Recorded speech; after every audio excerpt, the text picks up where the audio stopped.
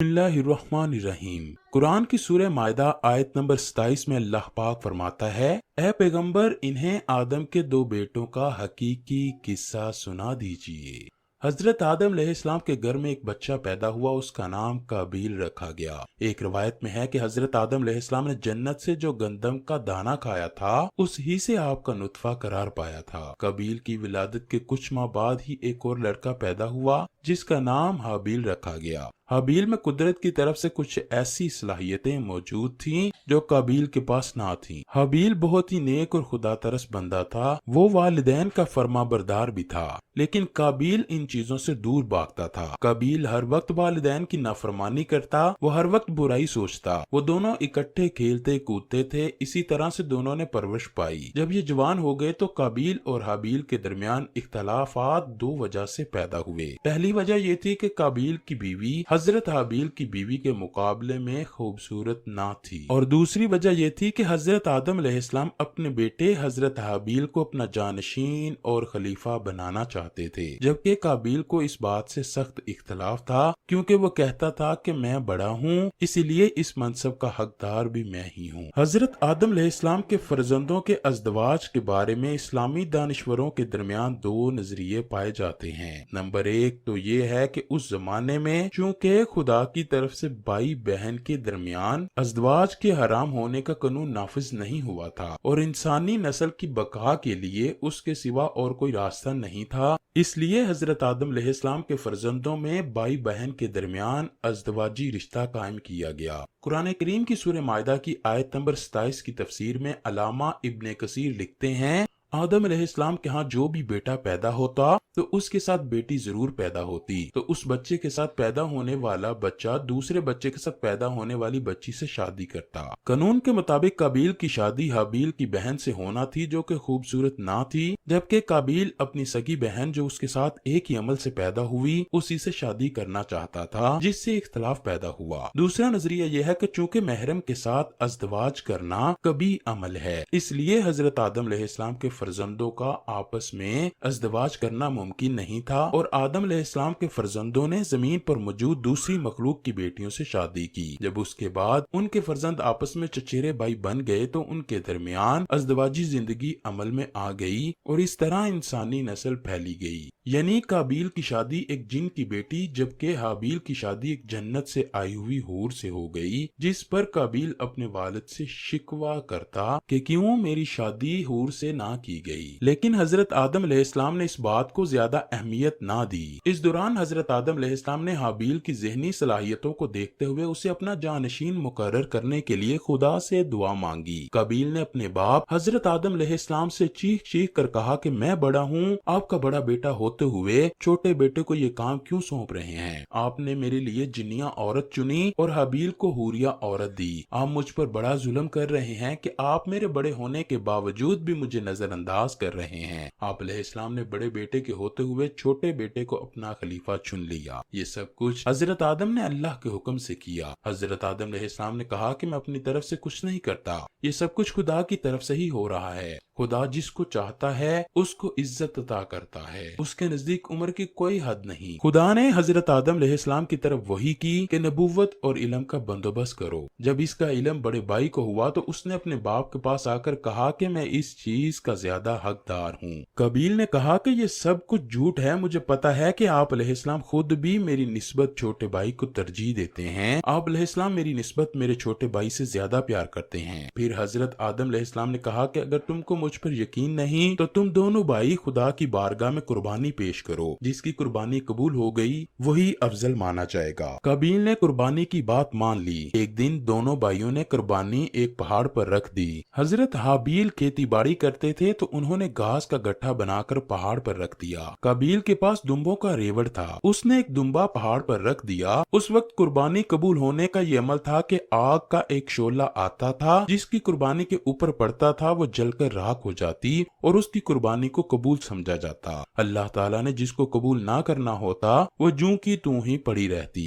इस तरह आसमान की तरफ से एक शोला आया तो उसने हजरत हाबील की कुर्बानी को जला कर रख दिया, जिसको अल्लाह पाक कुरान पाक में यूं बयान फरमाता है, और ए मोहम्मद उनको आदम के दो बेटों हाबील और कबील के हालात जो बिल्कुल सच्चे हैं पढ़कर सुना दो कि जब उन दोनों ने खुदा की जनाब में कुर्बानी चढ़ाई तो एक की कुर्बानी तो कबूल हो गई और दूसरे की कबूल न हुई। तब कबील हाबील से कहने लगा मैं तुझे कत्ल कर दूंगा। उसने कहा खुदा परहेजगारों ही की कुर्बानी कबूल फरमाता है। इमाम तिबरी बयान करते हैं कि ये कुर्बानी का तरीका बनी इसराइल तक जारी रहा। ये सारा अमल देखने के बाद हजरत आदम अलैहिस्सलाम को पूरा यकीन हो गया था कि काबिल इस अमल के बाद पूरा मुतमिन हो गया है। इसके बाद वो हज की तरफ रवाना हो गए। हज जाने से पहले हजरत आदम ने आसमान की तरफ नजर मारी और फरमाया कि मेरे बेटे की हिफाजत करना, तो उसने इनकार कर दिया। फिर पहाड़ों से कहा, उसने भी इनकार किया। फिर काबिल से कहा तो उसने इकरार करते हुए कहा कि वादा करता हूँ कि मैं अपने भाई की खूब हिफाजत करूंगा। जब हजरत आदम अलैहिस्सलाम हज पर रवाना हो गए, कबील की तरफ आया। उसने कबील को कहा कि खुदा ने हाबील की तो कुर्बानी कबूल की है लेकिन तेरी कुर्बानी को कबूल नहीं किया। शैतान ने कहा जब तेरी और हाबील की औलाद होगी तो हाबील की औलाद तेरी औलाद को कहेगी कि हमारे बाप की कुर्बानी कबूल हुई थी,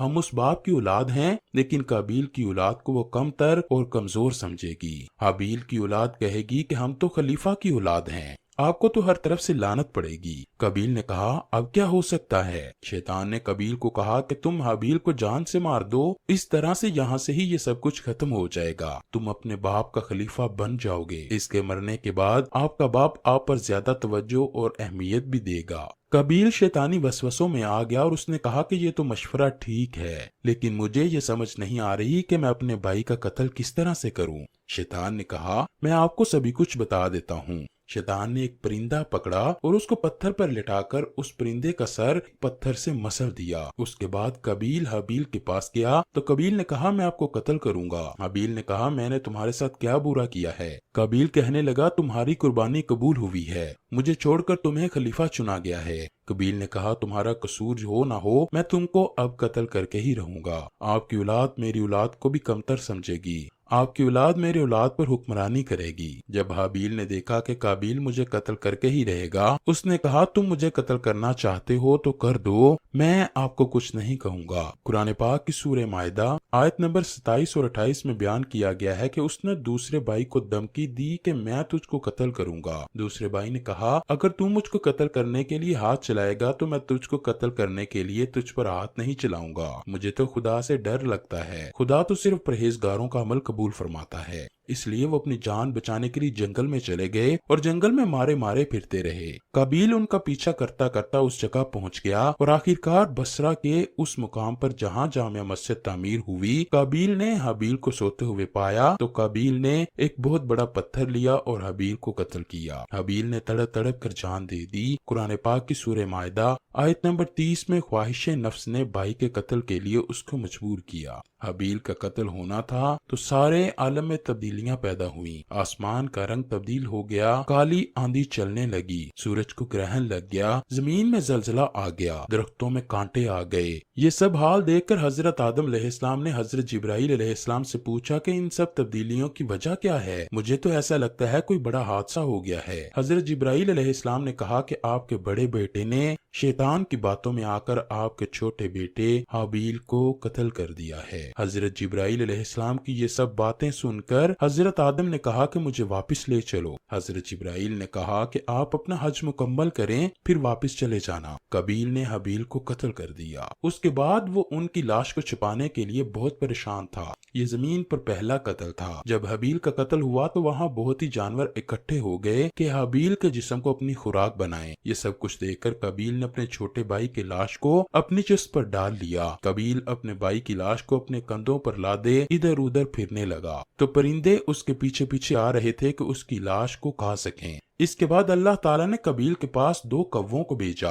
وہ دونوں آپس میں لڑ پڑے، ایک کوے نے دوسرے کو مار دیا اور ایک کوے نے دوسرے کو قتل کر کے مٹی میں گڑھا کھود کر اس کو دفن کر دیا۔ یہ سب کچھ قابیل دیکھ کر سوچنے لگا کہ مجھ سے تو کوا ہی سمجھدار ہے، مجھ سے تو اس طرح بھی نہ ہو سکا کہ میں اپنے بھائی کا جسم مٹی میں ہی دفن کروں۔ جب حضرت آدم علیہ السلام حج سے واپس آئے تو انہوں نے قابیل سے دریافت کیا حابیل کہاں ہے؟ اس نے جواب دیا مجھ سے پوچھتے کیوں ہیں؟ کیا آپ اس کو میرے پاس چھوڑ کر گئے تھے؟ حضرت آدم علیہ السلام نے کہا کہ مجھے سب کچھ معلوم ہے، میں یہ پوچھ رہا ہوں کہ تم نے یہ سب کچھ کیوں کیا؟ قابیل خوف سے وہ وطن چھوڑ کر بھاگ کر یمن چلا گیا۔ جب قابیل نے حضرت حابیل کو قتل کیا تھا تو ان کا خون 7 دن تک زمین پر رہنے کے بعد زمین میں جذب ہو گیا۔ زمین نے حابیل کے خون کو پانی کی طرح جذب کیا۔ حضرت آدم علیہ السلام نے قابیل سے پوچھا کہ تیرے بھائی حابیل کہاں ہے؟ قابیل نے کہا کہ مجھے نہیں پتا۔ حضرت آدم علیہ السلام نے فرمایا کہ تیرے بھائی کا خون مجھے پکار رہا ہے۔ قابیل نے کہا اگر میں نے اپنے بھائی کو قتل کیا ہے تو اس کا خون کہاں ہے؟ اسی دن سے زمین نے کسی کا خون چوسنا حرام کر دیا۔ یہی وجہ ہے کہ زمین میں خون جذب نہیں ہو سکتا۔